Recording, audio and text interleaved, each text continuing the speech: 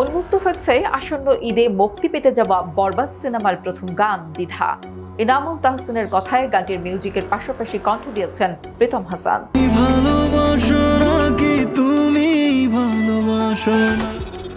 প্রেমে পড়ার অনুভূতিতে রোমান্টিক ধাঁচের এই গানে নজর কেড়েছে শাকিব খান ও ইদিকা পালের রোমান্স। অনেকদিন পর শাকিব খানকেও অন্যরকম লাগছে বলে মন্তব্য করেন কেউ কেউ।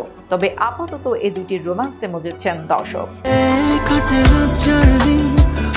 মুক্তির 18 ঘন্টায় এখন পর্যন্ত 11 লাখেরও বেশি দর্শক গানটি দেখেছেন ইউটিউবে। পাশাপাশি মন্তব্য করেছেন প্রায় 10,000-এর মতো। শাহরিন আক্তার সুমির প্রযোজনায় বরবাদ পরিচালনা করেছেন মেহেদী হাসান হৃদয়। এতে আরও অভিনয় করেছেন যিশু সেনগুপ্ত, মিশা সওদাগর, শহীদুজ্জামান সেলিম, ফজলুর রহমান বাবু।